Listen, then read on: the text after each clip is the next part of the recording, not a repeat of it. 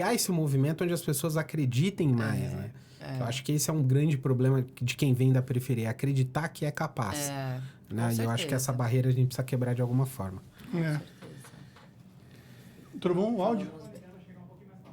Aqui? O microfone um pouquinho mais pra frente. Ah, pra frente. É que é bem, ele é bem aqui, ó. Ah. Eu bati o áudio de todo mundo, é só o seu que tá um pouquinho distante. Deixa Assim? eu ajeitar. Vou ajeitar ele pra você de forma que fica confortável. Deixa eu já sentar de um jeito que eu vou ficar. O jeito que você vai ficar, não é Porque jeito eu que sou você... agitada, sabe? Então, a gente já Aquela prepara pessoa do que jeito fica que... se mexendo. Você acha que você vai encostar mais, que vai falar mais perto? Acho que eu vou falar mais assim, Tá. mais perto. E ter cuidado pra ficar virada pra cá. Não, aqui, ó. Tem aquela câmera ali que é a fechada ótimo. sua. Essa aqui é a central. Tá. Tá? Então, beleza. Já bati o áudio de vocês dois, só deixa você continuar falando um pouquinho pra eu ver como é que tá a sua voz ali, tá? Tá.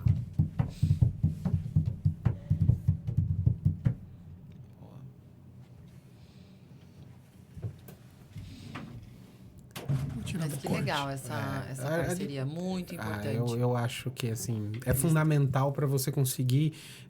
acho que o empresário, eu até fiz essa pergunta para o Ioannis, né, no final. Deixa ela falar alguma coisa. Deixa ela só falar Lana. alguma coisa. Oi, gente, 1, 2, 3. Ele tá mexendo, continua falando. Tá. 1, 2, 3, 1, 2, 3. Olá, pessoal, boa noite. Pegou? Pegou. Legal. Quando o empresário, e isso faz parte hoje da minha consultoria, né? É como o empresário também entende o seu propósito. Porque se ele não entender o propósito dele, os objetivos dele sempre vai. Eu trago mais receita, compro uma nova casa, compro um novo carro.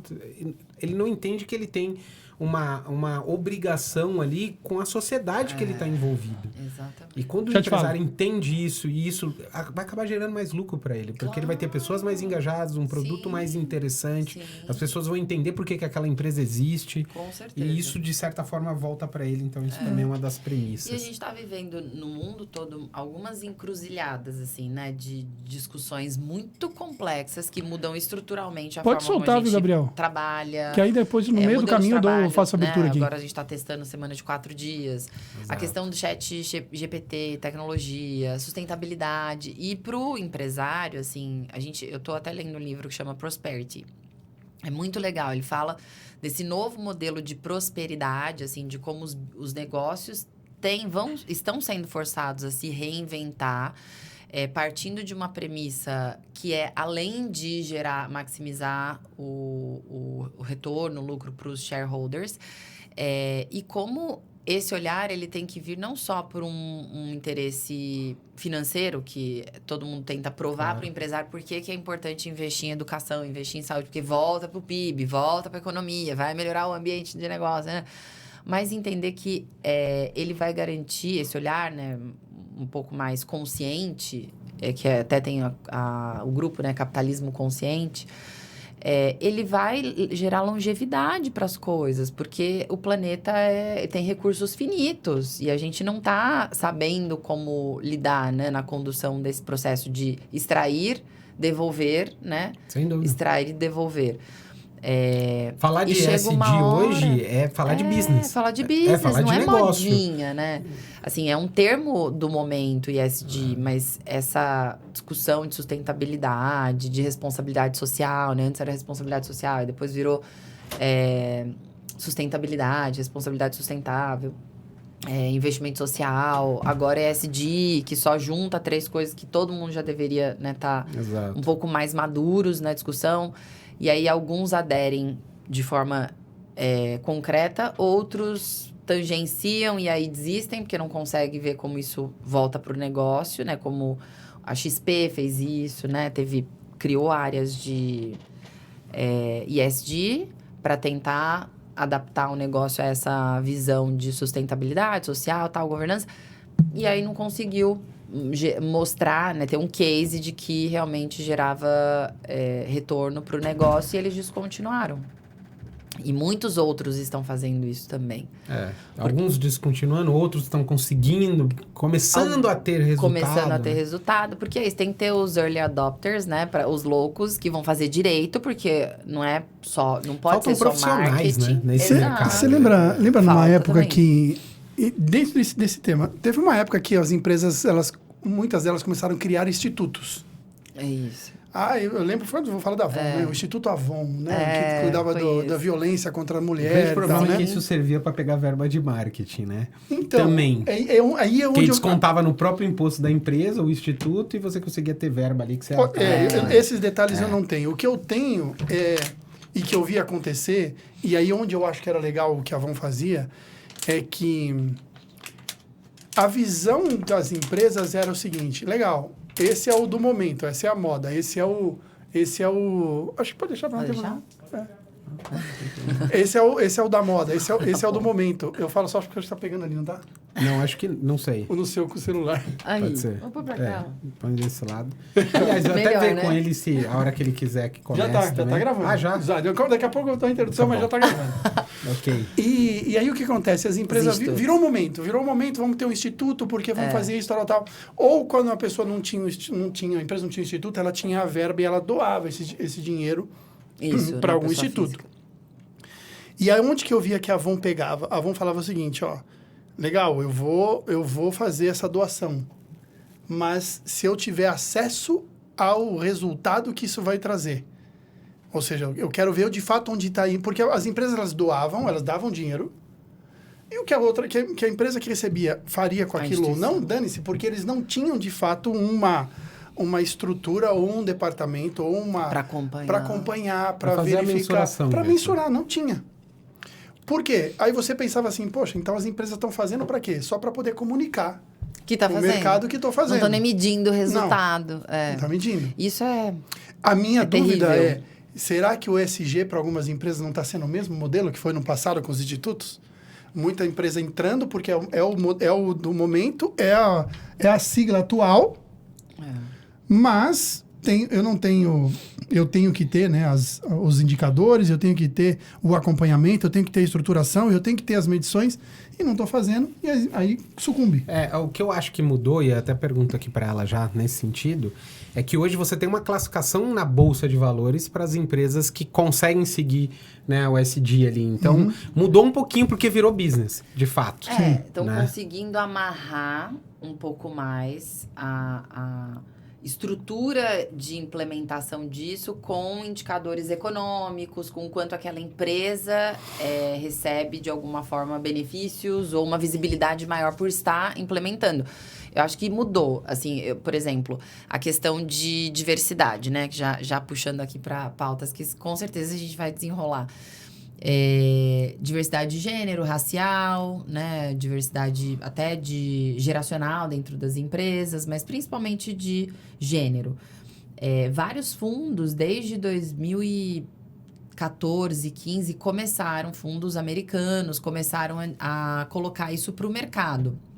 Grandes players, né? Se vocês não tiverem um mínimo de 30%, 40%, ou alguns agora meio a meio, mulheres e homens, a gente não vai investir. O Credit Suisse fez isso em 2018, seguindo um pouco essa linha mundial de que não dá mais para você ter uma estrutura que preconiza um modelo 100% masculino, porque a sociedade não é assim. Isso está sendo até pelo contrário, né? Hoje a gente tem mais mulheres na sociedade do que homens. 52%. Exato. E a consumidora tá lá, a mãe tá lá, né?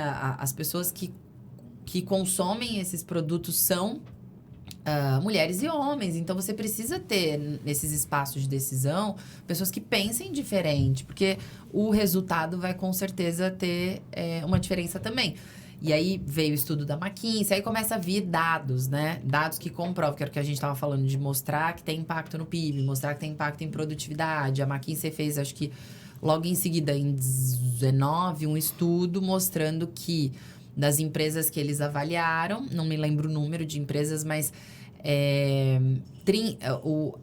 aquelas que investiam em diversidade, em pluralidade, dentro das suas estruturas, do time, dos comitês, dos seus conselhos, tinham, em média, 35% maior resultado, em termos de competitividade, né?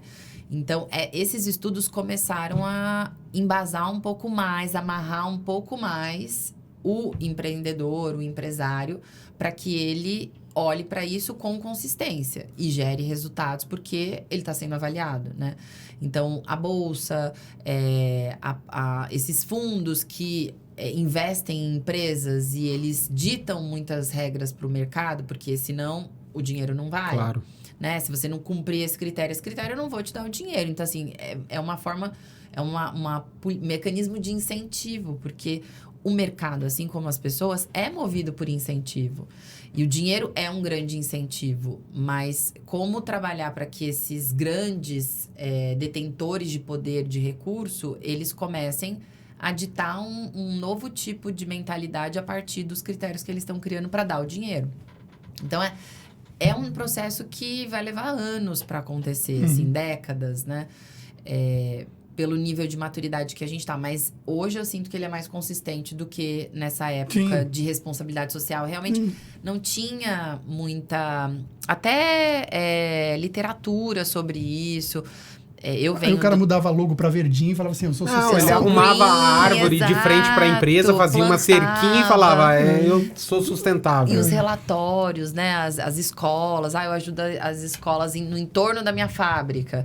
Pô, legal, muito importante. Educação é uma das... A gente acabou de falar aqui, né? Que é a causa, na verdade, mais importante em todas as sociedades. Mas se você não pensa a complexidade que isso exige para você saber se realmente o seu investimento, né? O real que você está colocando ali, ele está retornando pro negócio, porque senão não vai ser sustentável. Já ajudar aquela escola 5, 10 anos, aí vai trocar a presidência, vai entrar outra e vai falar assim, pra que a gente tá ajudando essa escola se não gera nenhum resultado pro negócio? E aí você descontinua um projeto que poderia ser bom se ele tivesse sido amparado em dados, em mensuração, em avaliação de impacto. Economia circular, né? Porque aí você acaba pegando essas pessoas, vão virar jovens aprendizes dentro das empresas. Quer dizer, você vai movimentando de fato. Melhora a sociedade em torno, né? Até criminalidade. Mas, deixa eu falar uma coisa aqui, porque a gente já começou e a galera já tá assistindo. E a gente nem fez uma introdução, então eu queria fazer todos bem-vindos, nossos amigos empreendedores e empreendedoras desse Brasil, nesse mais um episódio do nosso Clube ESM Empreender Sem Medo podcast. Eu sou Leonardo Leandro, estou aqui com o meu parceiro Adriano Santos e a nossa grande convidada. Vocês vão ouvi-la falar mais sobre o currículo dela, que é impressionante. Eu tenho certeza que vocês vão se impressionar também, assim como eu também fiquei. O Adriano já a conhecia há algum tempo, né? Luana Tavares, ela é hoje CEO da Conecta. Eu sei que tem um mestrado em políticas públicas pela Oxford, né? Exato. Então eu queria já abrir esse espaço, Leonardo. Já se apresenta para esse pessoal que está assistindo a gente, só para você entender. Nosso público é um público de empreendedores, pessoas que estão no jogo, que eles tiram desses conteúdos que a gente traz, dos convidados que nós trazemos aqui, conhecimento prático para o dia a dia deles, porque o intuito deles, assim como o nosso, é contribuir, a crescer, ajudar e aí fazer o nosso Brasil cada vez maior e melhor.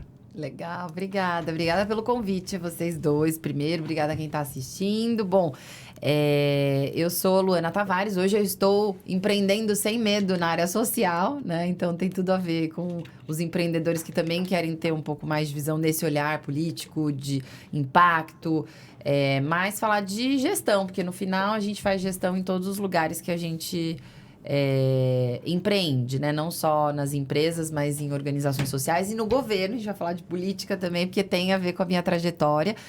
Bom, eu nasci aqui em São Paulo, né? Contar um pouquinho quem eu sou bem breve, mas nasci em São Paulo, na zona sul de São Paulo. Sou filha de imigrantes, né? Minha mãe e meu pai, os dois vieram de outros estados para cá, como muitos dos paulistanos que vivem aqui e que tiveram trajetórias assim. Eu acabei que na minha infância, né, tive um caminho meio diferente, vim de uma família muito humilde e decidi fazer publicidade e propaganda por talvez uma percepção minha de que gostava muito de comunicação, gostava muito de tudo que envolvia comunicação social, mas não tinha ideia de carreira, não tinha ideia de caminhos que eu ia seguir. Acabei, por uma questão do destino, indo trabalhar como recepcionista no escritório de 3 empresários que são muito referências, né, para o país, para o Brasil, e tiveram uma influência muito grande na minha formação, que são os 3 donos da Ambev, o Jorge Paulo Lemann, Marcel Telles e Beto Sicupira. Eles têm uma série de organizações sociais, para quem não conhece esse lado da trajetória deles, além de serem grandes empresários, eles são grandes investidores de projetos sociais e cada um deles tem uma organização e os 3 juntos têm uma outra também que chama Fundação Estudar. E eu fui trabalhar de recepcionista, acabei sendo convidada para ser estagiária na organização de um deles, que se chama Fundação Brava. E essa fundação trabalhava com o governo. E até então, assim, eu não tinha ideia do que era gestão pública, não tinha ideia do que era governo.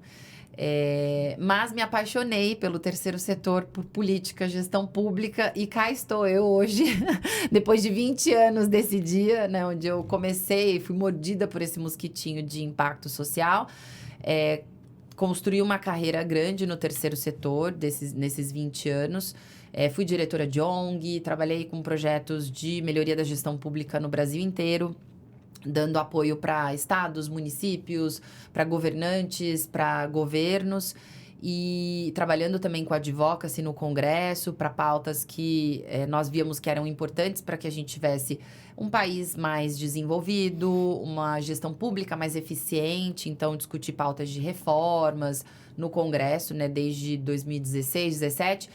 Fui fazer o mestrado porque eu estava num momento de carreira.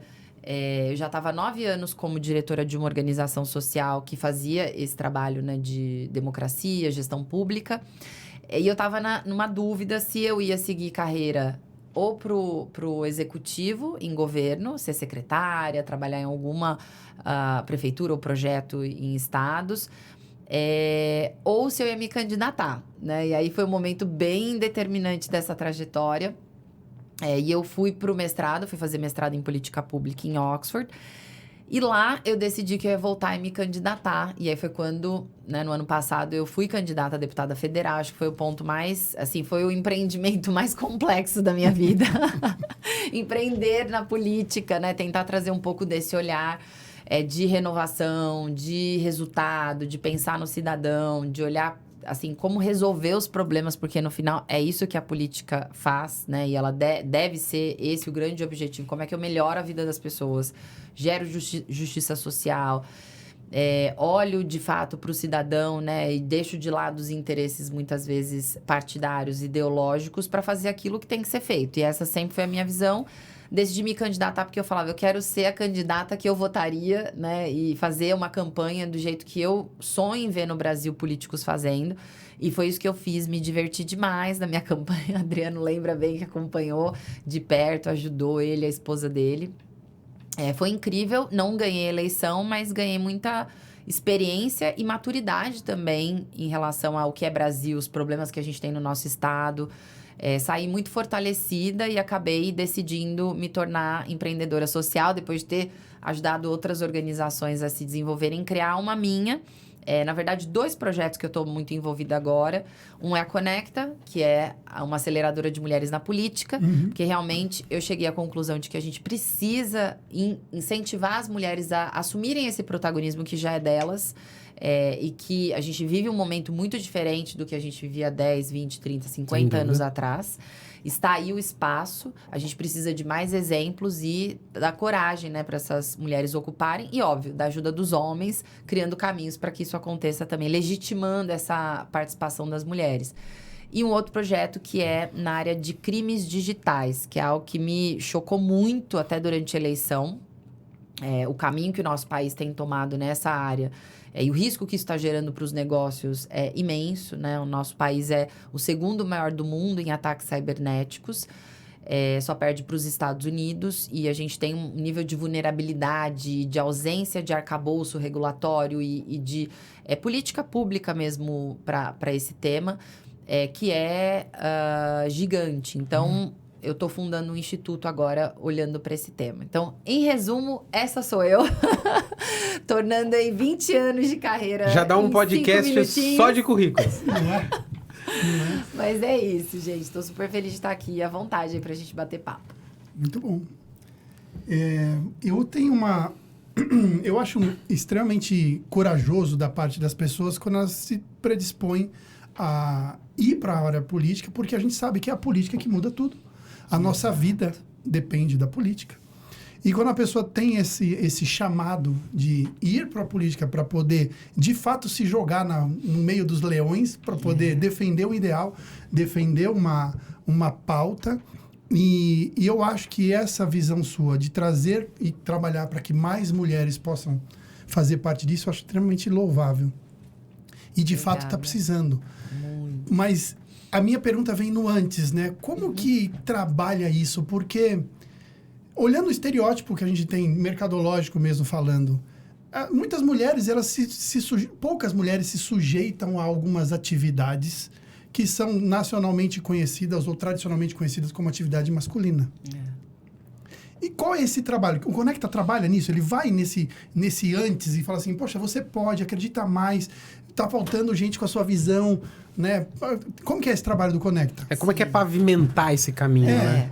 Sem dúvida. Assim, tem uma janela, assim, são várias janelas, né, de incentivo para que as mulheres assumam esses espaços. Porque quando a gente fala em política, é um espaço de decisão, é um espaço de liderança, é um espaço de protagonismo. É óbvio que nem todas as mulheres vão querer estar nesse lugar, assim como nem todos os homens querem também estar nesses espaços. E tudo bem. O que a gente entende é que, para aquelas mulheres que querem fazer isso, e elas já despertaram para isso, porque os exemplos estão aí, e a gente precisa dar visibilidade para esses exemplos, para que as mulheres que, porventura, têm esse desejo, mas deixa ali adormecido, porque, não é coisa para mim, né? Deixa isso para lá, esse desejo, essa vontade de fazer algo maior, algo coletivo, algo que mude a realidade ali do meu bairro, do meu estado, né? Da minha cidade. Essas mulheres que deixaram isso adormecido, essa vontade adormecida, elas não podem deixar de ter uma visão de qual é o caminho para isso, de ter um estímulo para que elas transformem esse desejo em realidade. Então, a Conecta, o nosso grande olhar é para aquelas mulheres que já despertaram para isso, como que a gente cria condições para que elas não desistam. E aí tem vários problemas no Brasil, considerando a política. A política, ela tem um desafio de atração, porque é um espaço muito tradicionalmente masculino, porque é ali que a maior parte das decisões mais críticas do mundo inteiro é tomada, né? A maior parte das decisões que definem rumos, que criam contextos econômicos, sociais, que ditam como as coisas vão acontecer na vida das pessoas. Então, é um espaço que os homens ocuparam tradicionalmente. Então, ela já não se vê ali. Mas a gente tem visto, nos últimos anos, mudar essa realidade. A gente tem, por exemplo, existe uma legislação de equilíbrio de gênero, né? Que se tornou a apelidada de cota das mulheres, porque, na verdade, ela diz que você precisa ter, na política, essencialmente, 70%... Não pode ter mais de 70% de candidatos do mesmo gênero, para evitar que a gente tenha uma concentração muito grande, seja de homens ou mulheres. E a gente já tem um número de candidatas grande. Nos últimos anos, esse número cresceu muito. Na última eleição, praticamente todos os partidos conseguiram ter pelo menos 30% de mulheres. Alguns mais, outros menos, em alguns estados, mais, menos, que aí tem cultura, tem todo o contexto. Mas a gente aumentou. O que acontece? Quando você chega na hora de se filiar e de receber recurso, de ter o tratamento dentro do partido para que você tenha mais chances de ganhar, é aí que o jogo muda. Porque essa concentração de poder que já existe, de recurso, porque poder é isso, gente, é recurso, é dinheiro, e acesso a outras pessoas que têm dinheiro ou que têm algum tipo de influência com outras pessoas que têm dinheiro ou têm influência. Então, isso que a gente fala que é poder.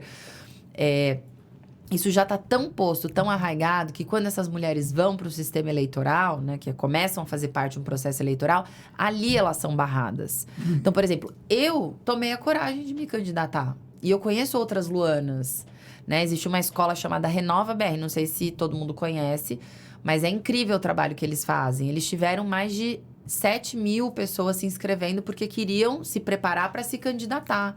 Então, a Conecta não está olhando para esse estágio anterior, porque a gente sabe que já tem, né? Quando a Conecta nasceu, eu lancei um curso, o Adriano lembra, pela minha rede social, que não tinha nem a quantidade de seguidores que tem agora, né? Não é muito grande.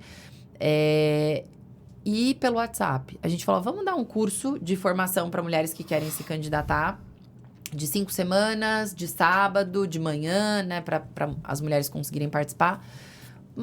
A expectativa, umas 100 mulheres para fazer aqui em São Paulo. A gente lançou em 20 dias, entre Natal e Ano Novo, nós tínhamos 500 inscritas. Nossa. 500 do Brasil inteiro. A demanda já existe, Não né? era de São Paulo. Tinha mulher do Acre. Eu falei, gente, que tava louco para vir para São Paulo.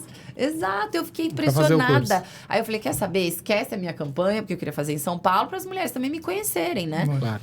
Falei, esquece a minha campanha, se der certo, ok, senão eu nem sei. Eu vou contribuir. Eu peguei das 500, 350, que a gente tirou ali algumas que não tinham uma relação já próxima com política. 350 mulheres passaram pela formação, 4 meses de curso.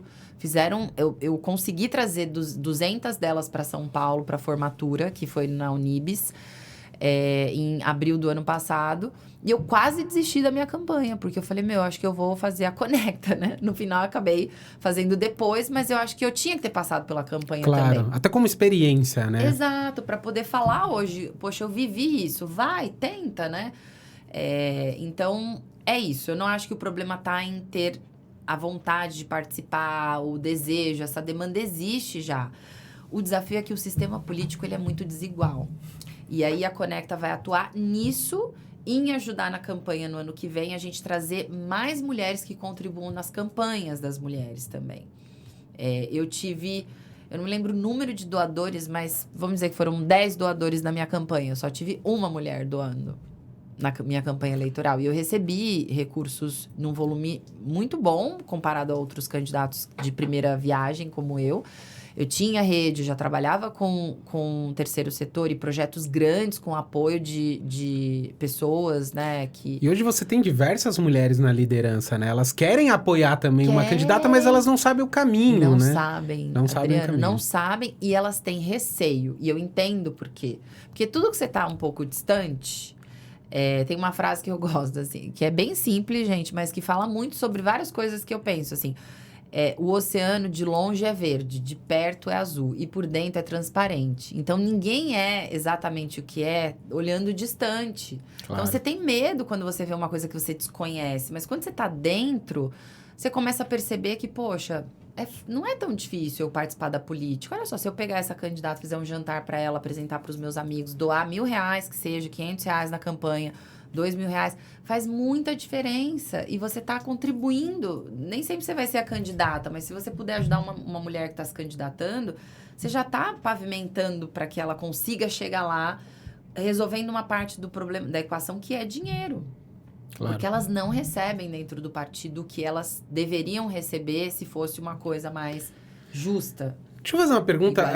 Você se candidatou talvez no momento mais difícil da política brasileira em termos de...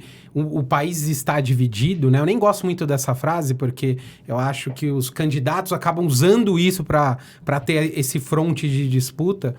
E minha pergunta é, de fato, assim, eu não odeio política, né? Acho que esse é o primeiro ponto que a gente precisa passar. Qual que é a visão que a gente precisa trazer para as pessoas que estão vendo? Que a política é muito importante. Eu tenho uma frase que ela é um pouco polêmica, que se as pessoas acham que política é ruim, imagina sem ela. É o caos. E aí eu queria que você trouxesse um pouquinho dessa visão de quem está vendo isso de dentro. Como é que a política boa existe? Primeiro, ela existe. Eu acho que a gente tem que desmistificar realmente essa fala comum de que todo político é corrupto. E que eu entendo a visão das pessoas, porque é muito difícil. É a frase do oceano, né? Do mar. De longe, a gente vê a parte que é o que sai nas manchetes, é o que sai no jornal. As pessoas não têm... nem todo mundo vai ter a chance de olhar a política por dentro e separar, esse aqui é ruim, esse aqui é bom, né? Ela vai ver aquilo que tá chegando para ela de informação, o que a mídia traz, o que as redes sociais mostram. E as redes sociais acentuaram muito tudo, o que é bom e o que é ruim. Então, é normal. Mas existe, sim, a boa política. Existem gestores públicos também, já falando um pouco de gestão pública, né? Que é Estado, não só a política eletiva, que são incríveis. Que se eles não existissem, a gente estaria muito pior, que carregam o piano. A questão é o que a gente falava um pouquinho aqui no aquecimento, né? Que tem ali uma parcela, né? Não vou falar em percentual na política... Mas talvez possa arriscar Tem uma parcela de uns 40%, 50%, né? Que ou não são competentes o suficiente, porque existe isso também, gente. Claro. Existe incompetência e existe o despreparo e a incompetência junto com a falta de caráter, de honestidade. E existe os dois sozinhos, né? Só a pessoa que é corrupta, só a pessoa que é incapacitada. Então, assim, são muitas variáveis para a gente mostrar o porquê que, às vezes, as coisas não dão certo ou parece que todo político é corrupto. Mas essa parcela que quer fazer, é ela que carrega o piano e que as mínimas coisas boas que a gente vê acontecendo no Brasil conseguem avançar. Então, a minha visão a gente precisa dar visibilidade para essas pessoas que fazem um bom trabalho e atrair, a partir delas, pelo exemplo delas, Tabata Amaral, né? Felipe Rigoni, que infelizmente saiu, foi deputado federal um mandato. Jovens, né?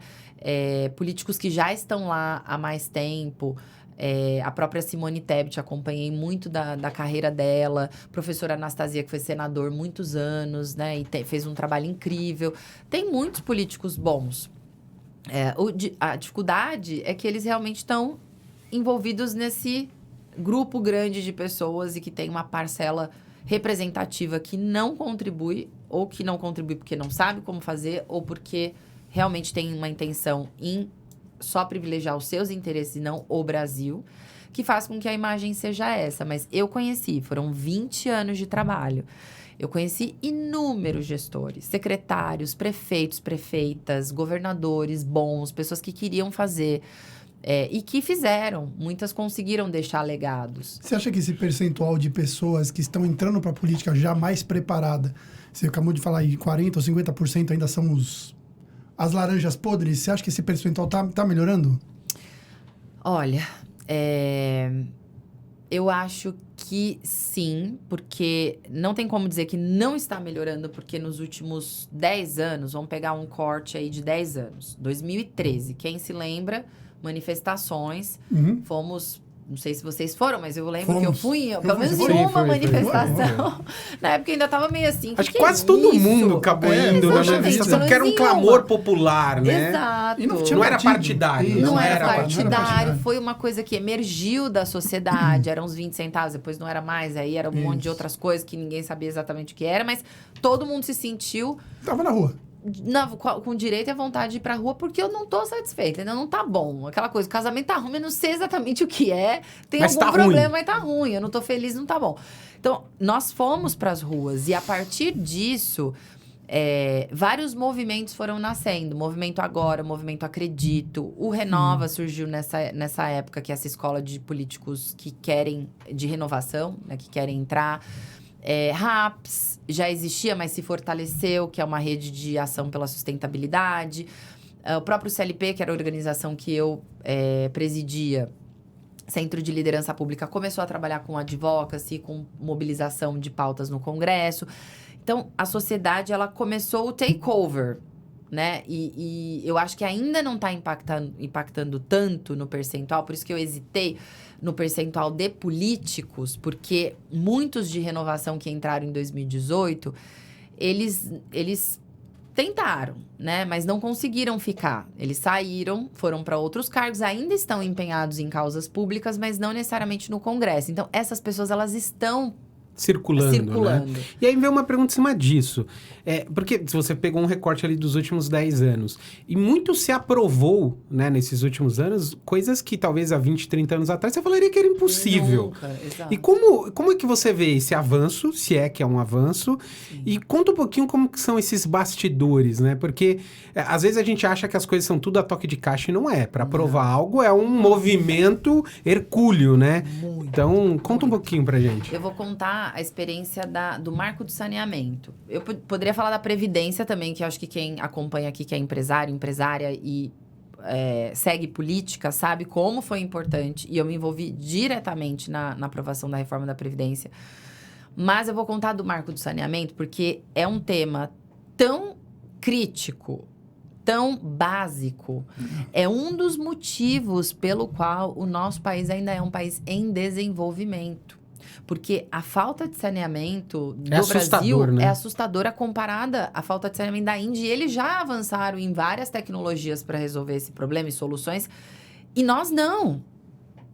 Num país que tem uma dimensão muito menor, né? Que já começa a melhorar um pouco, apesar de ainda ser difícil e grande. Mas é muito menor do que a Índia. E com uma estrutura democrática, política, muito menos complexa. A Índia tem uma complexidade gigantesca, questão religiosa. Assim, é muito, muito difícil você implementar coisas em grande escala lá. E aqui, a gente tem esse problema. E o marco do saneamento que foi aprovado... qual que é a grande questão? O saneamento é tratamento de água, esgoto, fornecimento de água, que é um papel do Estado. Isso está amarrado legalmente, que é papel do Estado. E todos os estados têm a sua agência de fornecimento de água, que ou são 100% estatais ou elas são economia mista, né? 49% privada, 51% pública para ter a predominância pública, como é o caso da Sabesp aqui em São Paulo, que é uma das melhores companhias de água do Brasil. Eu acho que é a melhor mesmo, não tem um indicador, mas pelo menos na cobertura que nós temos em São Paulo, é a melhor. Só que essas empresas, elas são estatais. E elas se tornaram grandes cabides de emprego. Tem algumas empresas que 90% do seu investimento era folha de pagamento. Uau. Não tinham capacidade de investir para criar as estruturas, tubos, os centros de esgoto, que são investimentos grandes, né? A ordem de 4 bilhões de dólares que a gente precisaria para universalizar o saneamento no Brasil. E essas eram as empresas responsáveis por fazer isso. E há 20 anos vinha se discutindo como resolver, porque nós temos, não sei se pasmem, quem não souber esse indicador, porque eu não sabia, estudando política pública há 20 anos, até 2017 eu não sabia que de 229 milhões de brasileiros, 110 milhões não têm tratamento de esgoto. 35 milhões não têm água potável.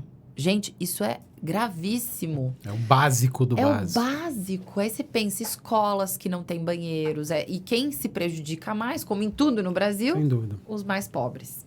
E aí, isso cria uma série de outros problemas de saúde pública. Total. O custo disso, nível de infecções, de doenças que são transmitidas... Criança que morre cedo. Criança que morre. Natalidade, né? Mortalidade infantil. Mortalidade infantil, né? O Natal. O custo disso para nós, que pagamos os impostos e que vai para a saúde. O quanto isso impacta no desenvolvimento desses cidadãos, na educação, na produtividade, na vida dele, na performance dele como indivíduo.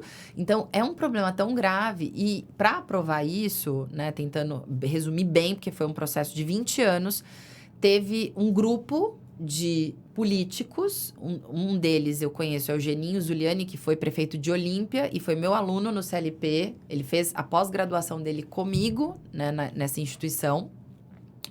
Ele e outros políticos, senadores e deputados decidiram que ia ter um novo marco do saneamento, que era uma pauta que já vinha rolando para lá e para cá dentro do Congresso. E que não andava? Não andava. 20 anos, gente. 20 anos discutindo uma pauta que é, assim, crítica.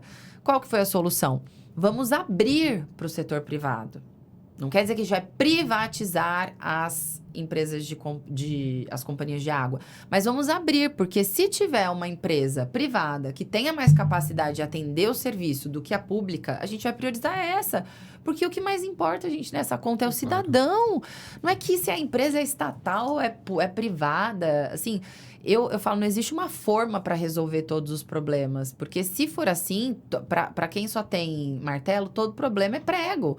E não é assim. Cada problema tem uma dimensão, um contexto diferente. Então, se você trouxer a iniciativa privada com metas, você vai trazer investimentos, são 4 bilhões de reais. E vai trazer gestão também. Vai trazer né? gestão. É outra coisa. Produtividade. E outra, essas empresas precisam trazer resultado. Então, elas vão trabalhar em prol disso. Vão trabalhar.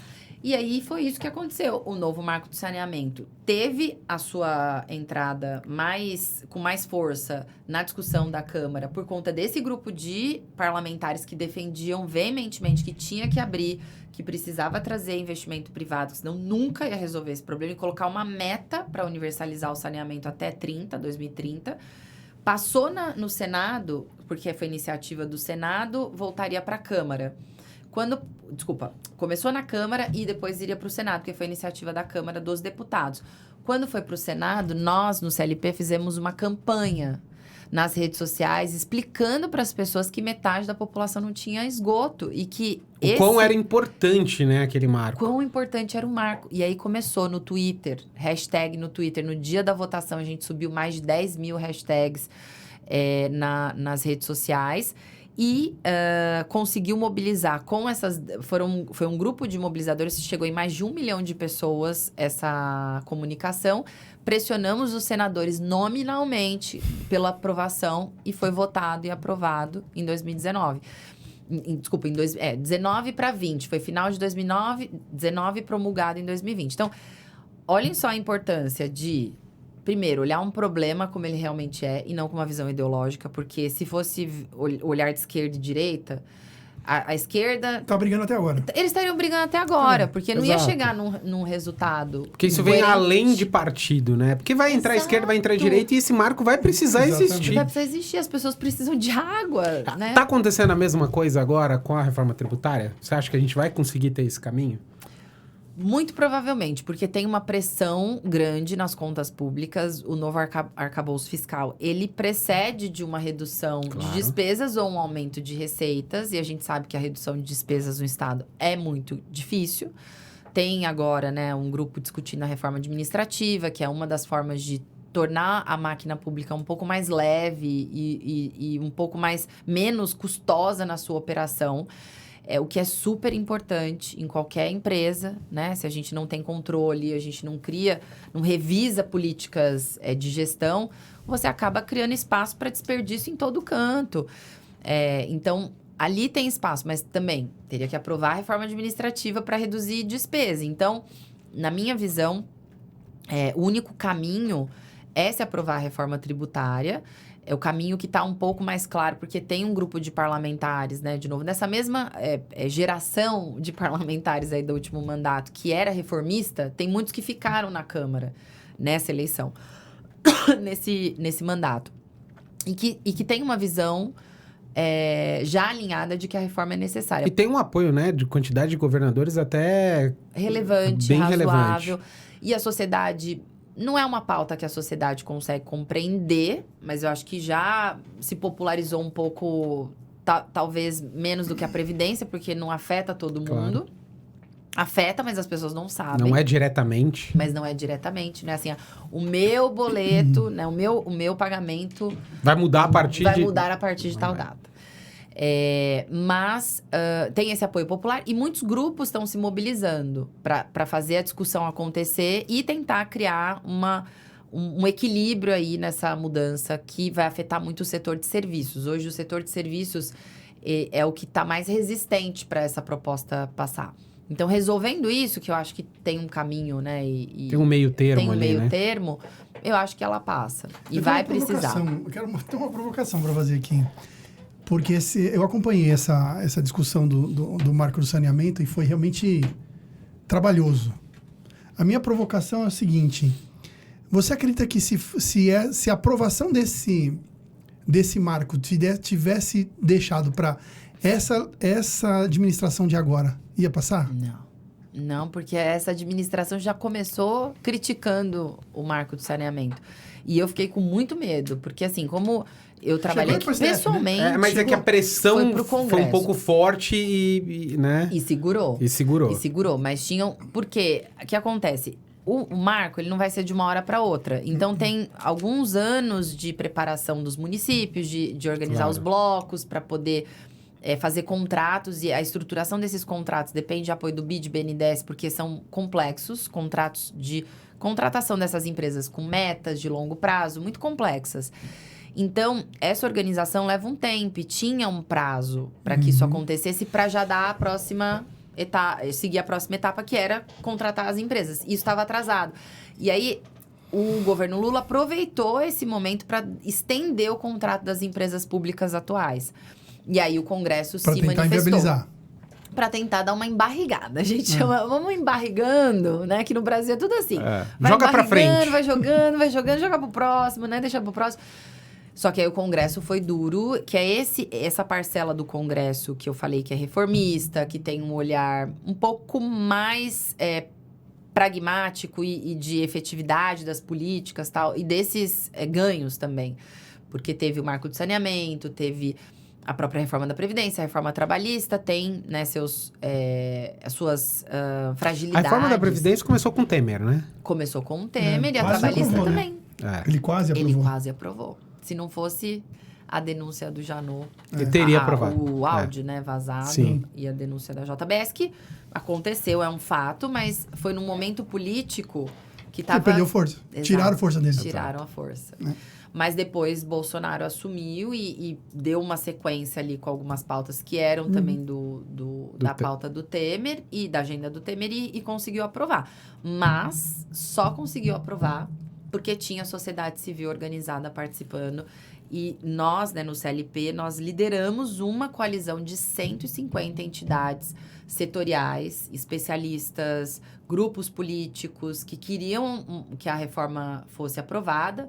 Não a reforma do Temer ou do Bolsonaro, mas alguma reforma, porque sabia que tinha um problema ali de sustentabilidade na Previdência. E nós conseguimos fazer as pessoas irem pra rua pedir pela reforma da Previdência. Quando em todos os países do mundo, quando você anuncia todo que vai ter mundo, reforma, né, não quer ter essa reforma. O Macron depois... Vamos proteger. Nossa. Vamos proteger. A gente aprovou a nossa foi entre julho e novembro de 19. Em novembro, o Macron mandou pro Congresso a dele, que era muito parecida com a nossa. Que virou um caos. Um caos, manifestações. E eu falava, Macron, vem fazer benchmark aqui no Brasil pra gente contar o que a gente fez. Mas foi um trabalho hercúleo de 3 anos, mostrando pras pessoas, explicando. E é isso, gente, dá trabalho, né? Mas tem como fazer, né? É isso que eu acho que é importante as pessoas... Se eu puder, de alguma forma aqui, passar uma mensagem, é que dá pra fazer. A gente não pode desistir do Brasil. A gente não pode desistir dessas pautas. E que o caminho só também não é só ser candidato, né? Como você mesmo falou, 150 instituições. Quer dizer, tem muitas formas de você trabalhar na gestão pública. Muitas. Eu fui candidata, não fui eleita. Foi difícil, né? Muito complexo, realmente. Você falou, né? Entrou na jaula dos leões.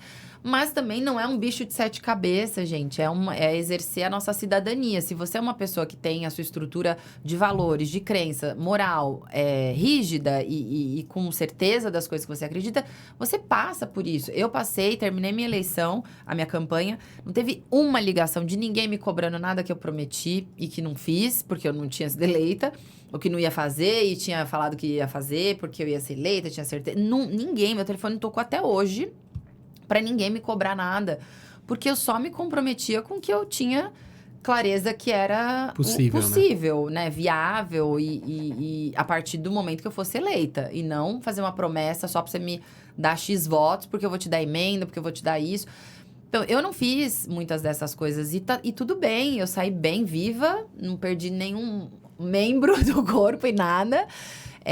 E com um aprendizado gigantesco e uma sensação de dever cumprido, porque eu sei que é importante a gente ter pessoas como eu, vocês, quem tá aqui assistindo, que se preparou, que se capacitou, que tem ideias, tem visão crítica, lá. As melhores pessoas deveriam estar lá. Está motivada a continuar? Eu não sei se eu me candidato. O Adriano falou uma coisa que é verdade. Essa foi uma das eleições mais difíceis. Por que eu perdi a eleição? Porque eu sou uma pessoa muito moderada. E essa não era uma eleição para moderados. Era uma eleição de lados, né? De lados. E eu não via, assim, de novo, essa coisa dos valores da crença. Assim, eu não conseguia defender nenhum dos dois lados, nem que fosse para ganhar a eleição ou ter um resultado de urna melhor.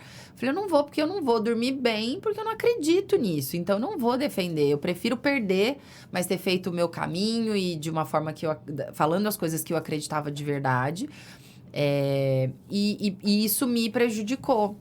Mas o partido estava no PSD, né? PSD. E o partido liberou, né? Não liberou a bancada. Quem quiser vai pro Lula, quem quiser vai pro Bolsonaro. Tava Aqui aberto, em São Paulo né? era Tarcísio, que era o governador, eu poderia ter apoiado ele. E aí estaria, óbvio, associado ao Bolsonaro. E o vice é do PSD, né? Que foi o acordo que foi feito na época com o Tarcísio. E em vários estados apoiando o Lula. E tava super liberado. Mas eu lembro, teve uma notícia aí, o Kassab liberou, né? Ele Deixou a bancada assim, ó, quem quiser, escolhe o lado aí, tá tudo liberado. Escolhe o lado. Se não foi uma posição... Mas isso é política. No final do dia, isso é política. Você não pode exigir que... Partido de centro. Exato. É um partido de centro. É um centro, mas é um centro um pouco mais pra direita, não é não? Olha, é difícil dizer. Acho que ela pode falar mais. Depende da região. Porque, assim, um partido de centro... O que é um partido de centro? É um partido que ele... Eu sei que o PSD, ele... Quando a gente olha o Brasil, né, eu como estudiosa de política, nós só temos 2 partidos que são, na minha visão, realmente ideológicos. Que é o PCdoB sem dúvida. E o Novo. Porque não tem, nos demais partidos, até na rede você tem um pouco mais de programático, de conteúdo ali. Mas roda como a maré, né? Mas também se movimenta os demais, exato, né? Mas não tem uma estrutura tão rígida partidária, assim, né? De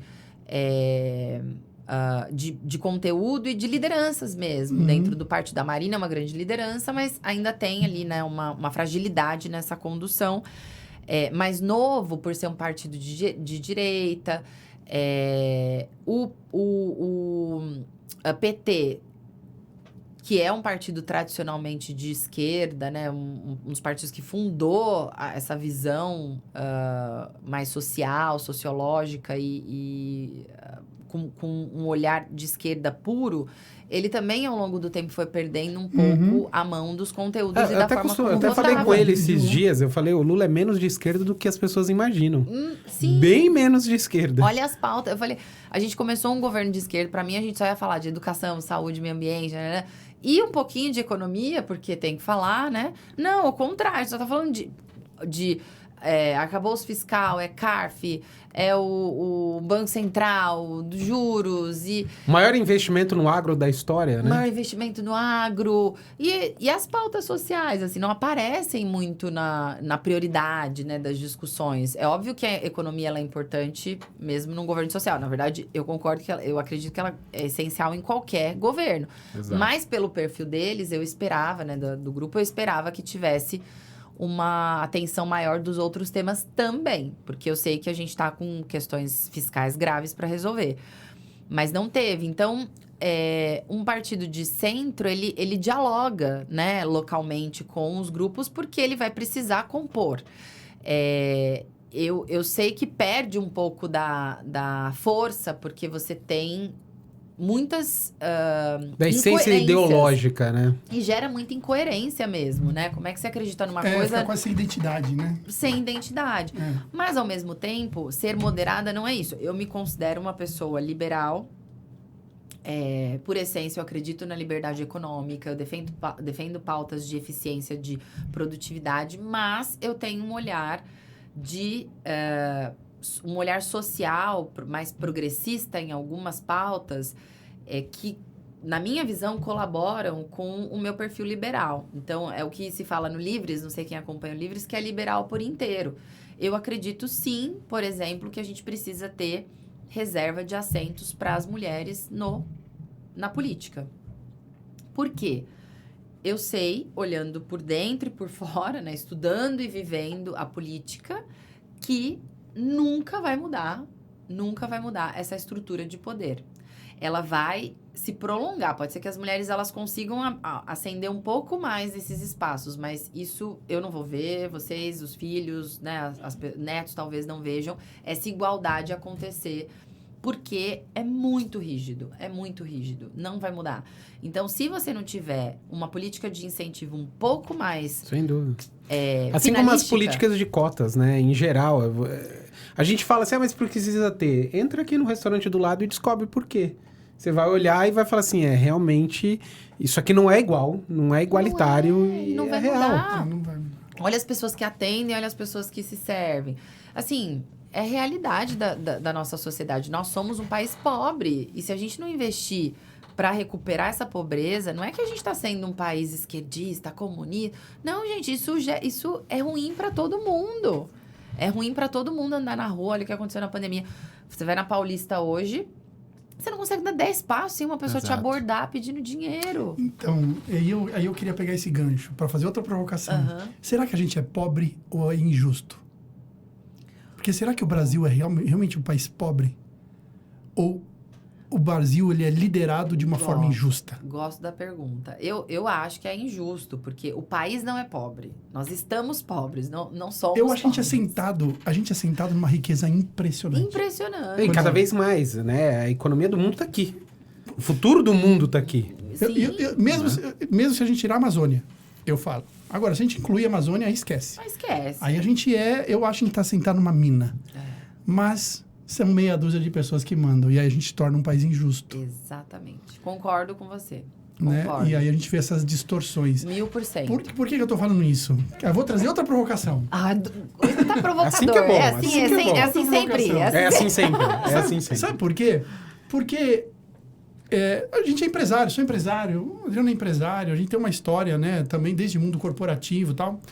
Mas quando a gente vê empresários migrando ou querendo ir para a política, existe uma...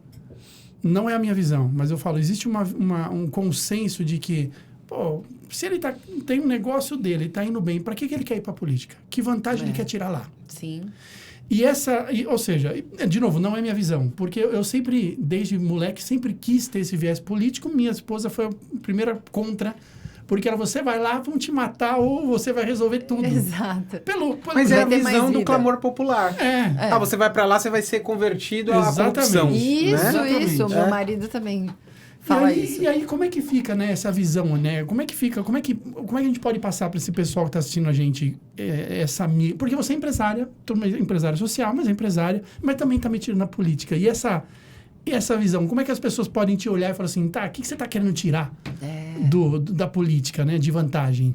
Sim, primeiro que essa visão, ela já parte de um lugar errado, né? A política não é um lugar que as pessoas deveriam estar para se servir ou para tirar uma vantagem e criar um demérito a ela por ter tomado essa decisão. Pelo contrário, deveria ser louvável, como você me disse, né? Parabéns por louvar você ter tomado essa decisão, porque a gente está aqui num ambiente que sabemos que eu não sou uma política tradicional, e por isso você está me dizendo isso.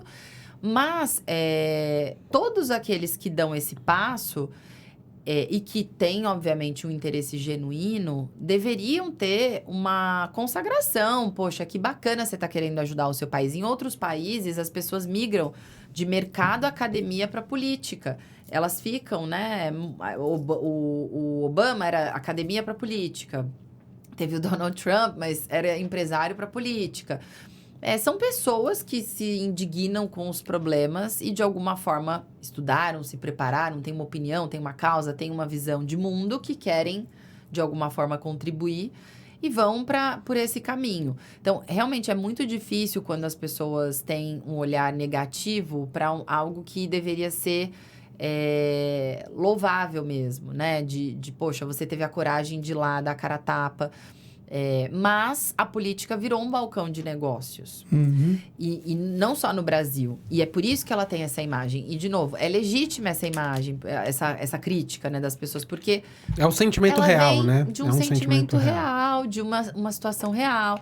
A gente vê, sim, a política sendo usada para criar ambiente ali, tráfico de influência, um lobby muito forte de grupos que se retroalimentam entre eles e encobrem um ao outro, a justiça não é para todos. Então, o que está acontecendo no judiciário, né? O ativismo judiciário que a gente tem, que é exacerbadíssimo.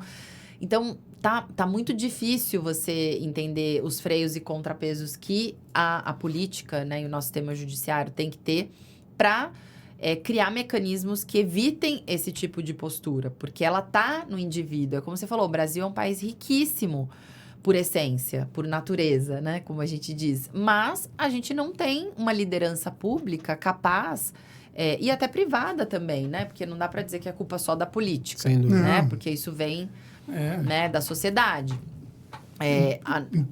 Empresários, não, políticos, muitos empresários flertaram com a política, mas voltaram atrás. Até o próprio Luciano Huck, exato, o Dr. Jorge Gerdau, Justus. Todos eles ali flertaram de alguma forma com a política. E tem casos de sucesso. Flávio Rocha. Então, tem casos. O Zema é um empresário. O Zema, exato. E tá fazendo A gente não tá lá, mas está fazendo um grande governo. Sim, e muitos políticos são empresários, ninguém sabe, porque não são esses grandes empresários, mas tem empresa, eles têm os seus negócios. Prefeitos aí tá cheio, Prefeitos, governadores, tem muito, muito. Então, eu acho que é mais essa cultura mesmo que foi criada de demonizar a política, né? Por conta das situações reais que a gente vive. E para mudar isso, leva tempo, né? Leva tempo, mas leva também coragem de enfrentar, dar os primeiros passos.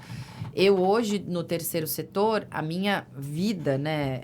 O que eu decidi enquanto a política ainda não está preparada para um perfil como o meu, porque é uma questão também de você se conhecer. Eu não consigo me moldar num ponto de virar uma pessoa radical para...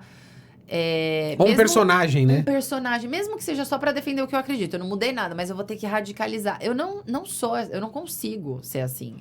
Eu tenho uma essência e uma personalidade que é essa. Eu não consigo mudar. E eu sei que se eu mudar, eu vou me sentir pior, porque não foi exatamente do jeito que eu queria. Pra, de repente, sei lá, viralizar nas redes sociais, explodir. Eu gosto de ser assim e acredito que a política precisa de perfis assim, pessoas que pensam o Brasil, que gostam de discutir política pública, que são racionais na visão dos problemas, né? Que não querem só lacrar, falar uma frase de efeito. Nossa, hoje é o clickbait, né? O que manda é o clickbait. E a gente não é um podcast que vai ficar nessa onda do clickbait. Mas deixa eu fazer uma pergunta que entra já no outro tema que você também é especialista, né? Hoje, o Brasil, sem dúvida nenhuma, é um dos países que mais investe em antifraude, né? Até atuo em empresas de tecnologia. É impressionante como o brasileiro é criativo e como aqui tá até avançado em alguns temas em termos de antifraude ali, quando a gente fala em meios de pagamento. Mas também, a gente tem um momento aqui que é muito importante, que é entender como lidar com a comunicação. Né? Já dizia Einstein lá atrás que quando a tecnologia dominasse o homem ficaria burro. E hoje a gente tem mais informação, mas menos conhecimento. Como é que eu lido com esse mundo de fake news, com esse mundo que é difícil a gente saber o que é real e o que não é real? Não, Adriano, você tocou num ponto que eu acho que é a preocupação geral no mundo, né? A gente está discutindo o ChatGPT e os impactos éticos de uma ferramenta que substitui facilmente muitas profissões, muitas mentes, né? Muitas ferramentas e utilidade que era aquilo que a gente colocava como fronteira anterior, né? Não, as máquinas sempre vão precisar dos homens. Não precisa. Então, óbvio, a gente vai ter os homens para fazer as perguntas, mas a gente vai virar máquinas de fazer perguntas. Ou programadores, né? Programadores de perguntas e criadores de contextos para uma máquina nos trazer todas as respostas. Eu acho que, como em tudo, né? Como a internet também, na época que surgiu, gerou uma comoção, né? Do que seria... da questão de dados, eu acho que em algum momento isso se acomoda, mas a dúvida agora, a crítica, ela é muito plausível, porque realmente a gente está sendo acessado por um volume tão grande de informações. Eu penso isso olhando para as crianças, quem aqui está acompanhando é pai, mãe, deve se preocupar muito com isso, porque como que a gente consegue criar uma redoma para que haja um crescimento saudável, uma primeira infância saudável, quando você tem uma série de distrações e de acessos que muitas vezes você não consegue controlar, né? Você pode dizer pro seu filho, você não vai ter celular até tal idade, mas ele vai pra escola, um amiguinho tem celular. Ele vai ter acesso. Ele vai ter acesso de algum jeito, né? Um amiguinho, um primo, enfim. Então, é difícil esse controle. O que eu acho é que a gente vai acabar tendendo nessa ruptura, né? Como... em muitos momentos pendulares que a gente tem quando vem algo muito disruptivo, a tentar voltar para o básico. Essa é a minha visão. A pandemia veio, a gente foi para o digital, né? E a gente estava falando do trânsito. O trânsito voltou. A gente achou que todo mundo ia aderir ao modelo muitas empresas já voltaram, né, ao trabalho. Muitas empresas voltaram. Em 2021 já estava 86%, 85%. Ano passado já foi reduzindo. E agora você vê o trânsito voltando, já é o indicador. Nem precisa olhar um número, né? Já sabe que as pessoas estão voltando para o escritório. Por quê? As relações humanas são muito importantes numa sociedade.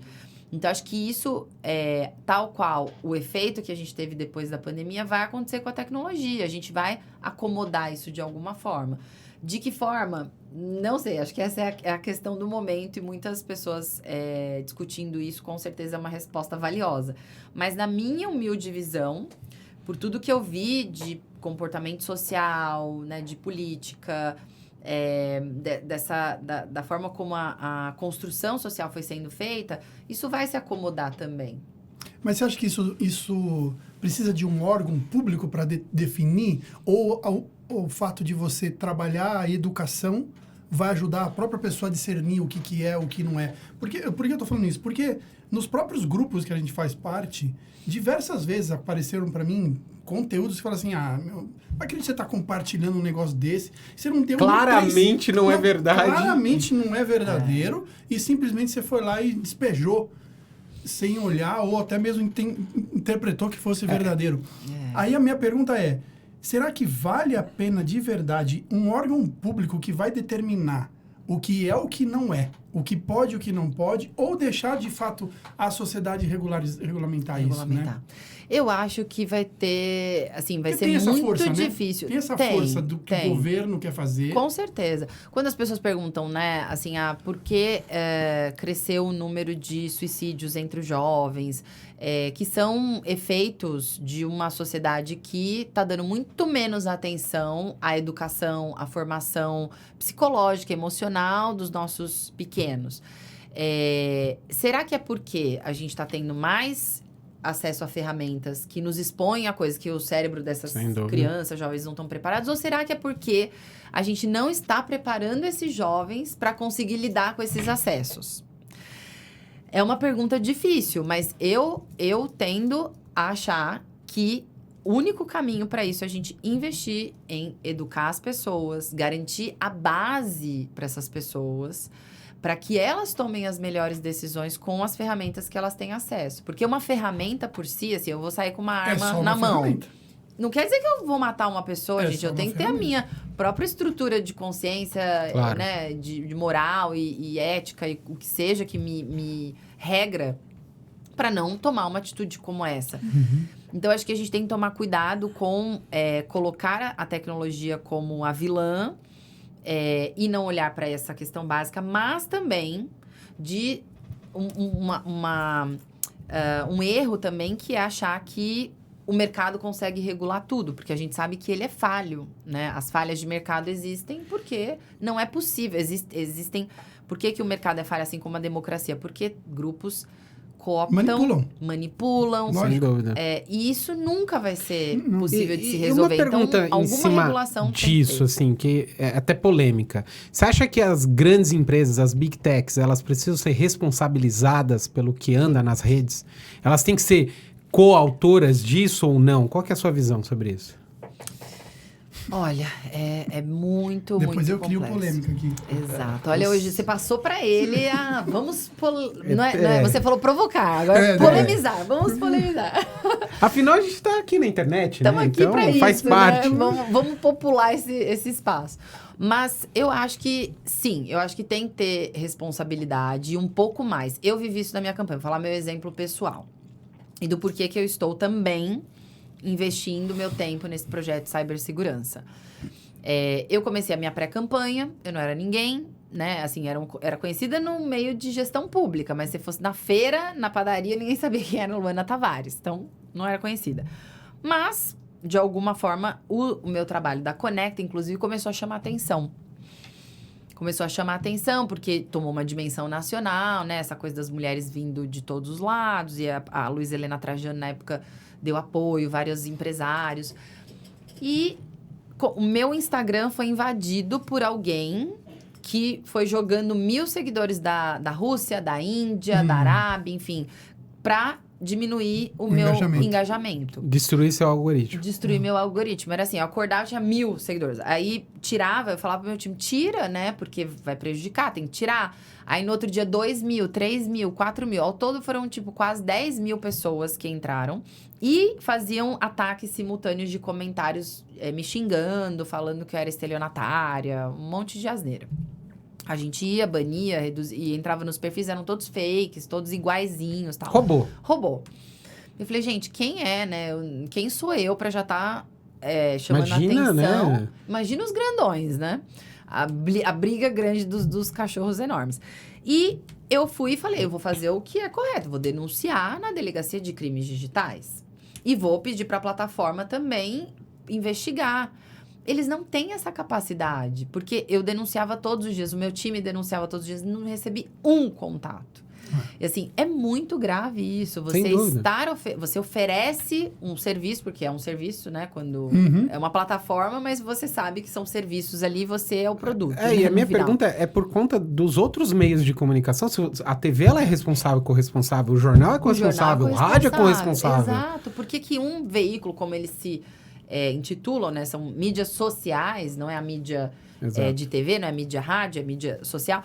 Porque que ela não responde. Eu não consegui contato com ninguém. Eu tinha uma pessoa que trabalhava na Meta, nem ela conseguiu ajudar. Imagina, quiçá o restante das pessoas que não tem nenhum contato. E na Delegacia de Crimes Digitais, eu também não obtive retorno até agora. Eu queria saber quem fez isso. Aí o servidor tá lá na Rússia. É difícil de se investigar. Aí a nossa Delegacia de Crimes Digitais de São Paulo, ela é isolada do sistema público federal. Então, os dados não chegam, não tem uma investigação, uma cooperação internacional. Eu comecei a descobrir tudo isso e falei, poxa, a gente precisa olhar para esse tipo de crime, porque ele tem aumentado tanto e, mais do que isso, ele tem gerado novos criminosos. Que são pessoas que não têm coragem de sair na rua com uma arma ou com uma faca e assaltar alguém, mas têm coragem de estar atrás de um computador passando fraude, link no WhatsApp para uma série de pessoas. Então, a gente tem que olhar para isso com muita cautela e eu acho que as empresas têm sim que se responsabilizar. Se elas, imagina, são as maiores empresas do mundo hoje, tem recursos, você tem que ter um atendimento a essas... Um N1, um filtro ali, precisa existir, né? E um atendimento, quando existe uma denúncia, investigar se é real, pode ser que não seja, uma pessoa que está sendo atacada, pode ser que ela não esteja, está mentindo, enfim, tem que ter... Ela cria os seus mecanismos para descobrir isso e é muito fácil.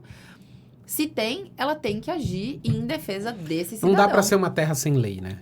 Não dá pra ser uma terra sem lei. Eu me senti completamente desamparada. E eu fico imaginando outras pessoas que vivem isso todos os dias, né? Espalhadas no mundo, não só aqui. E que não têm esse direito, né? Deveria ser um direito. Então, eu acho que a gente tá num caminho... muito ruim nesse sentido. E agora, né, tá discutindo PL de fake news, toda essa questão de marco digital.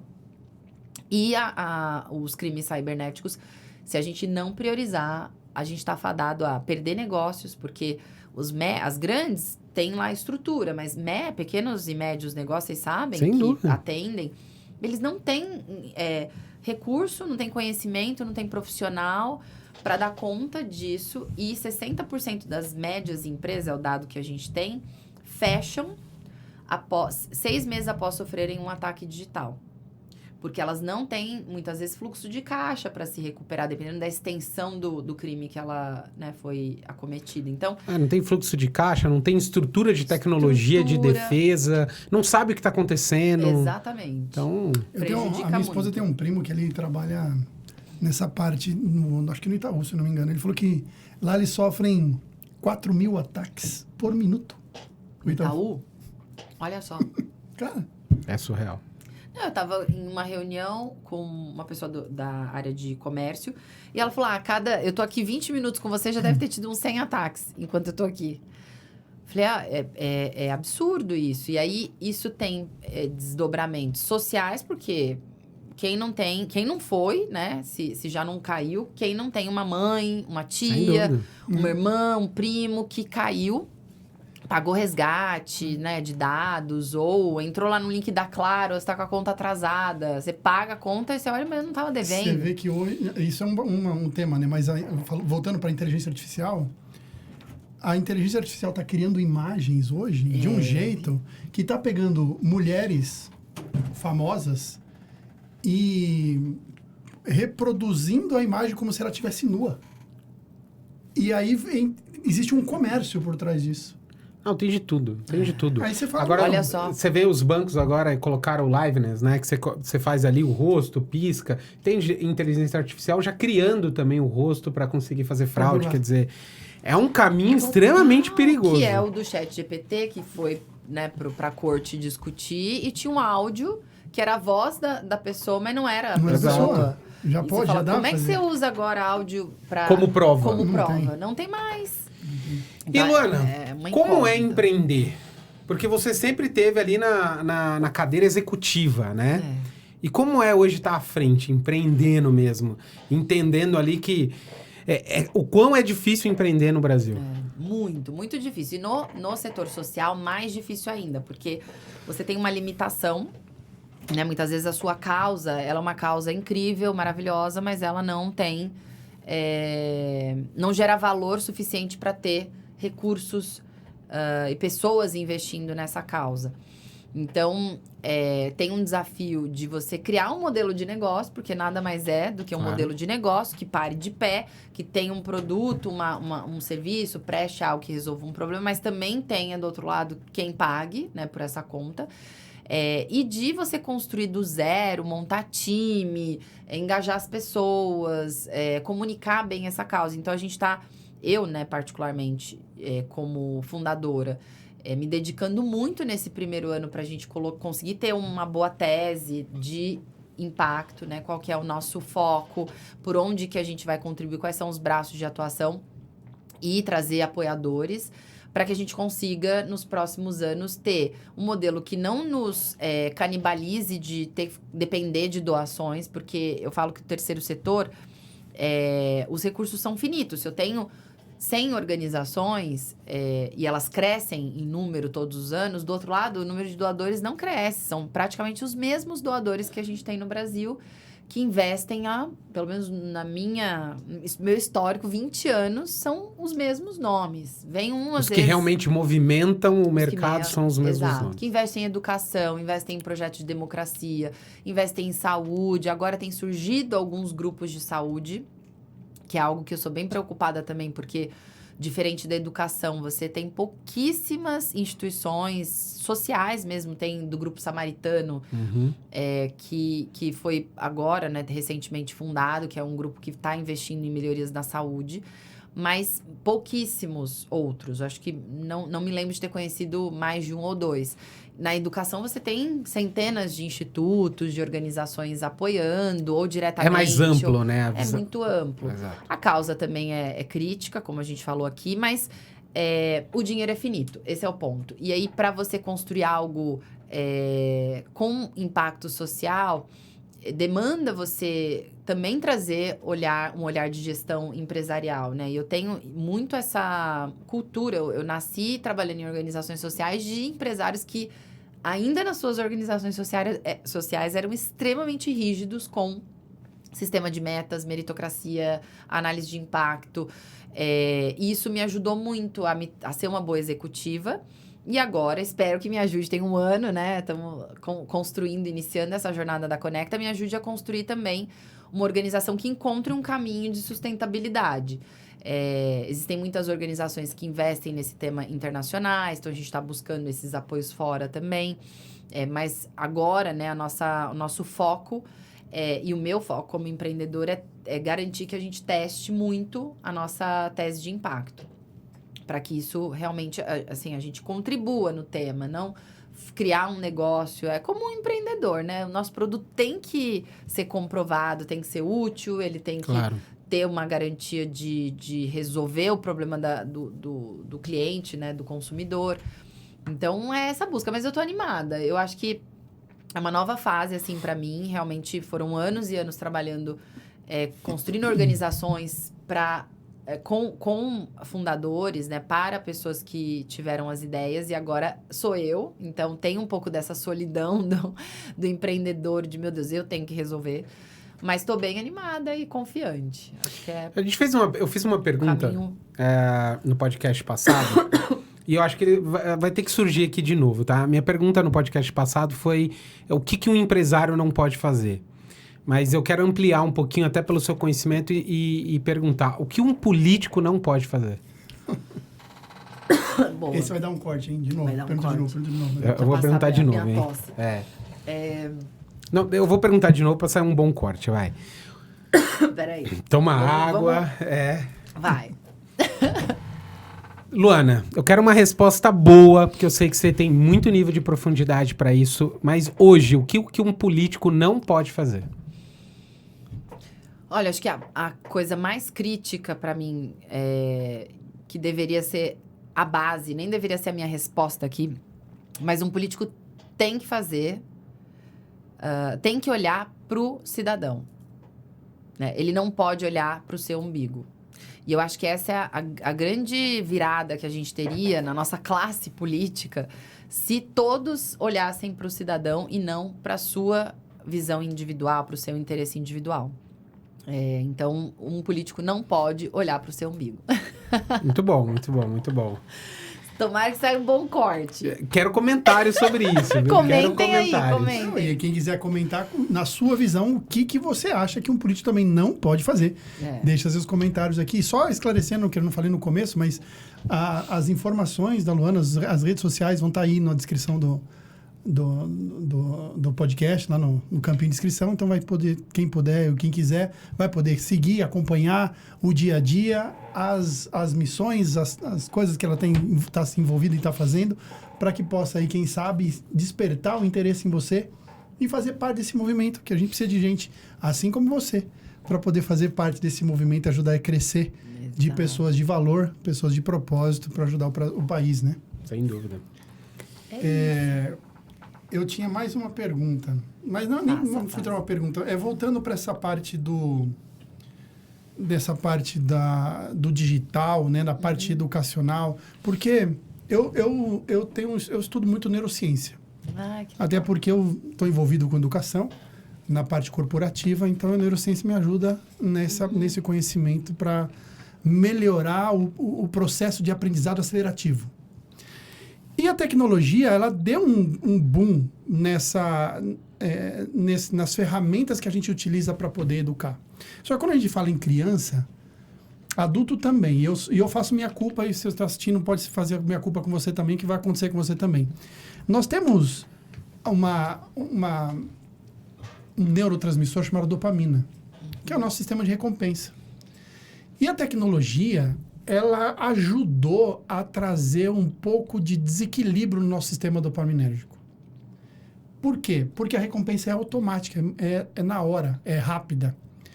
Isso acaba acontecendo que, principalmente com criança, com adulto também, mas com criança mais.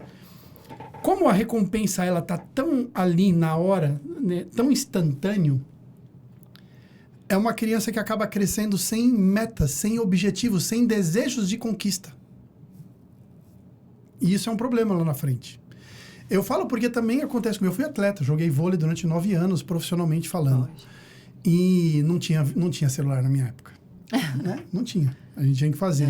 Tinha videogame, mas também era escasso, não era tão disponível como é hoje.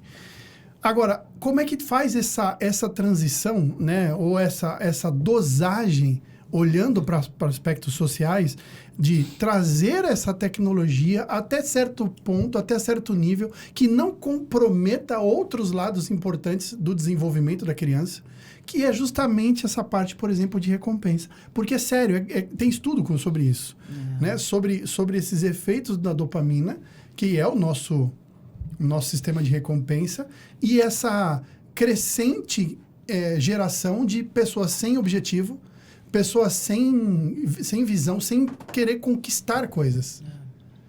Como é que a gente faz essa dosagem? Inclusive com política pública.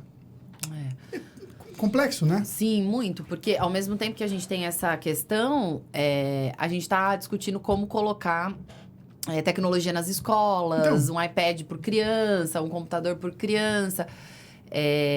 Como ela ser mais a favor do que contra, né? Acho que esse é o grande desafio. Esse é o grande desafio. É porque também a escola se tornou um lugar chato para as crianças. Não mudou, a escola não evoluiu. Não evoluiu. O sistema, né? O sistema não evoluiu. Né? Aqui em São Paulo, infelizmente, o secretário teve uma decisão que, na minha visão, foi muito negativa de tentar tirar todos os livros e colocar tudo digital. Imagina, não tem nem como começar a dizer aqui porque que isso é desastroso no estado de São Paulo. Mas a escola se tornou um lugar chato para a criança, porque ela sai da escola e ela tem acesso a tudo isso, seja limitado ou não, ela sabe que existe, ela tem acesso. E aí, quando ela volta para a escola, ela vê aquele lugar que você não tem o mesmo dinamismo, você não tem você não acessa as mesmas sensações que você acessa quando você está no videogame, quando você está no celular, nas redes sociais, gravando um vídeo, interagindo com as pessoas nesse ambiente. Então, eu acho que a gente vai ter que encontrar na educação um caminho para que a gente não deixe de garantir a base para essas crianças, a base de formação, a base de estrutura de raciocínio crítico, raciocínio lógico, mas utilizando as ferramentas digitais como um apoio e não como a base para fazer isso. Porque também, se a gente exclui isso completamente, a escola deixa de ser interessante. E aí, o resultado também é ruim, que é a criança não aprender, né? Não se interessar. Essa mesma dopamina que vai faltar lá na frente, ela não estimula, ela vai faltar agora, porque a criança não vai ter o interesse de participar das aulas e de evoluir naquele conteúdo, né? E nas relações sociais, que eu acho que isso também acaba impactando muito. Eu vejo que as crianças que elas têm os 7 primeiros anos, né? Que é a primeiríssima infância, bem cuidados pelos pais, nas escolas, tendo acesso à educação e aquilo que é adequado para aquele nível de maturidade do cérebro da criança, né, da estrutura psicológica da criança, que ela vai conseguir lidar com essas situações envolvendo tecnologia e esses excessos que, infelizmente, a gente vai ter e não tem como fugir. Então, o nosso investimento como política pública nesses 7 primeiros anos é muito mais baixo do que deveria ser. Por isso que a gente fala e volta em educação. Porque não tem outra forma de resolver isso. Né? A gente fala aqui com a nossa bolha, porque quem está assistindo é da nossa bolha, com certeza. Uhum. Mas saindo disso, a gente tem um analfabetismo gigantesco no Brasil. 49% das crianças não são alfabetizadas. Tem o analfabetismo funcional, que é como a gente chama. Não sabem fazer cálculos matemáticos. Então, a gente está tão atrasado nesse básico do básico que essa pergunta aqui para nós aqui já está muito clara, porque os filhos estão acessando outro tipo de escolas, né? Provavelmente escolas particulares. Ou se é uma escola pública, talvez tenha, né, numa região mais privilegiada. Tem um outro tipo de acesso. Mas essa criança, que é a maior parte da população do nosso estado, do país, não tem. Ela não tem nem o básico. Então, a gente volta e a resposta para isso precisamos de melhores lideranças públicas que priorizem a educação e que priorizem a resolver os problemas sociais críticos de uma forma mais efetiva e rápida. Porque... Do mesmo jeito que teve essa mobilização para poder fazer a aprovação do marco do saneamento, hoje tem algum movimento para poder modernizar o processo educacional? Sim, tem uma instituição, algumas instituições, tem o CIEB, que é o Centro de Informação e Tecnologia para a Educação, da Educação Básica, tem o Todos pela Educação. Eu acho que o Todos pela Educação é a maior referência. Que essa é uma briga política muito grande, né? Muito. É um vespeiro ali. É um vespeiro, mas... e tem parlamentares, a própria Tabata Amaral, que é uma defensora da educação, trabalha muito no Congresso por essa pauta. E ela conseguiu, inclusive durante a pandemia, dar acesso à banda larga. Foi ela que aprovou essa lei para dar acesso à internet nas casas das crianças, porque a cada 10 crianças, 6 não tinham acesso à internet. Aí perderam quase 1 ano e meio de aula. Mas, ainda voltando para a questão da liderança, o Todos pela Educação, ele faz um papel muito importante, pegando como exemplo da sociedade civil, como uma entidade que está fora do Estado. Mas ele não tem o poder de aprovar. Ele pode influenciar, ele tem uma agenda. Quem entrar no site Todos pela Educação vai ver lá, Educação Já. tem todas as pautas com metas, com quais são os projetos de lei, quais são as mudanças que tem que acontecer. Tem experiências bem-sucedidas no Brasil, né? O estado do Ceará é o estado que mais tem municípios nos primeiros 10 lugares do IDEB nacional, que é o Índice de Desenvolvimento da Educação Básica. O IDEB é o principal indicador de medição da educação no Brasil.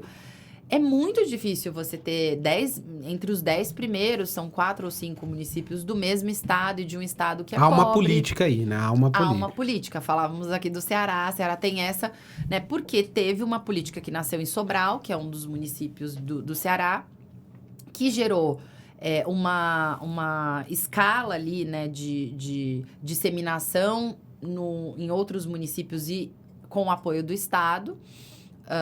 De 20 anos, é uma política já de muito tempo, um pouco mais, que foi se sustentando porque as trocas políticas, até por ser...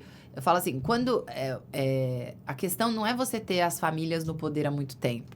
Porque se as famílias estivessem no poder há muito tempo e fazendo um trabalho belíssimo no Brasil, ninguém ia reclamar. Tudo bem. Tá tudo certo. Como aconteceu em Sobral.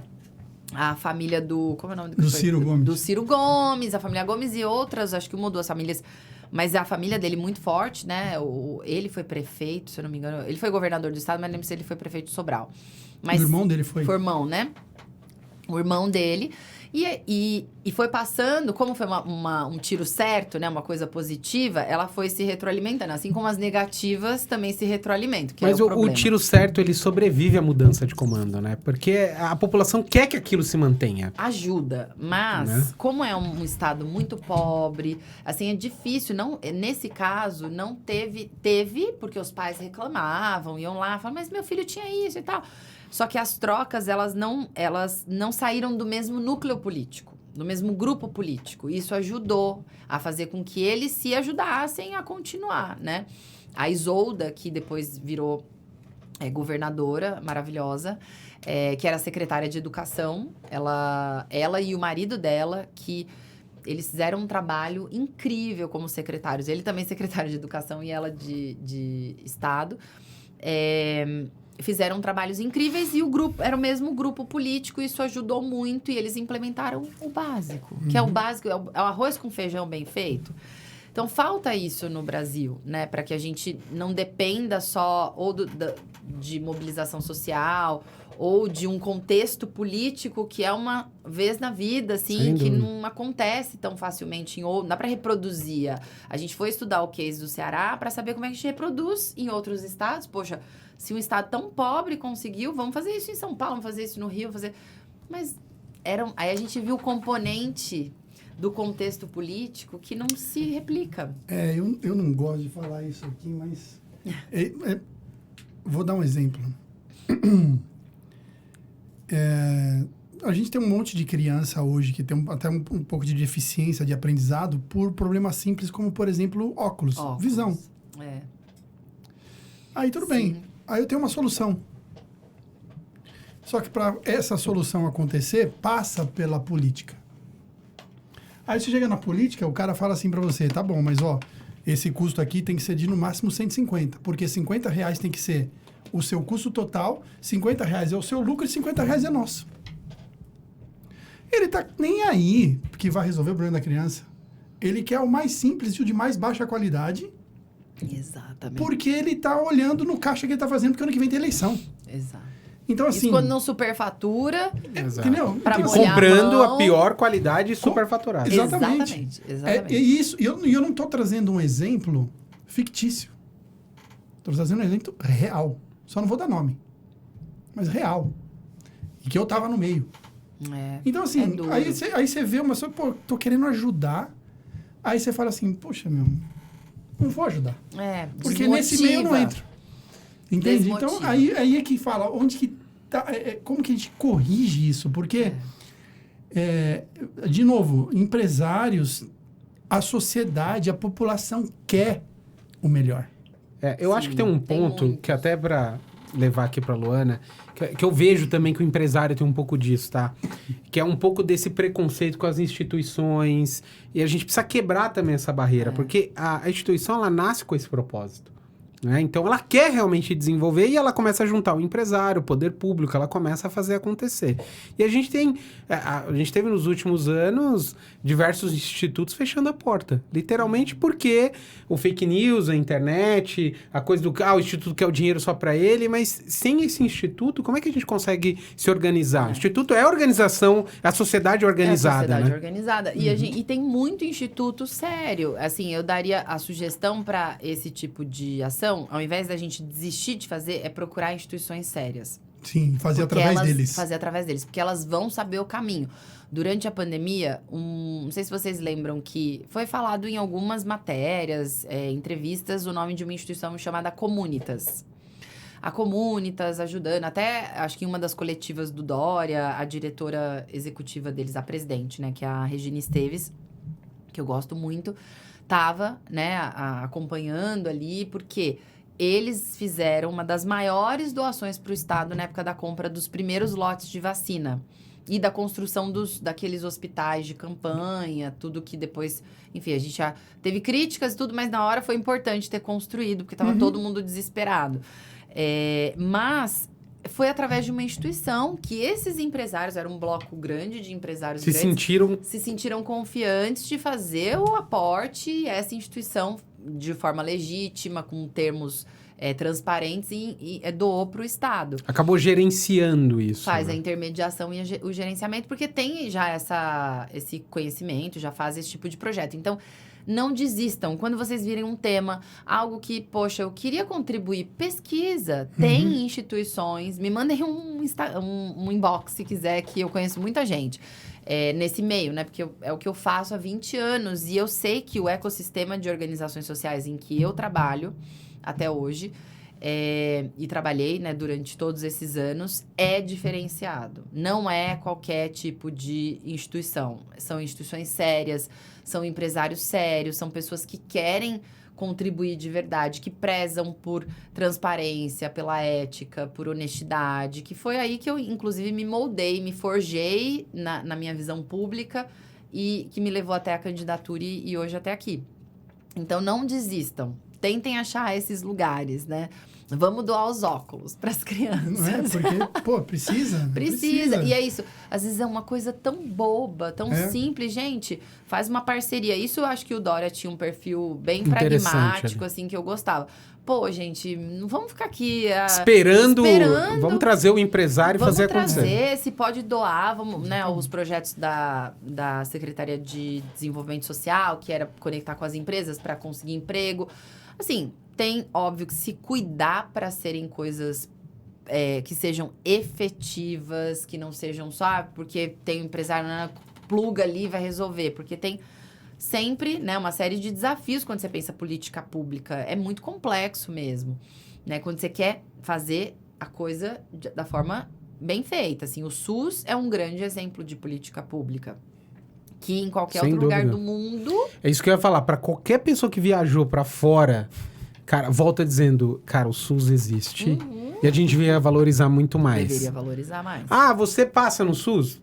Claro que a gente faz parte de uma bolha muito pequena que, de repente, tem condições de ter ali, né, a assistência privada. Mas fora do país, assim, isso é um caos. É um caos. É um caos. São 3 países no mundo... deve ter mais algumas dos modelos mais parecidos da Inglaterra e do Canadá.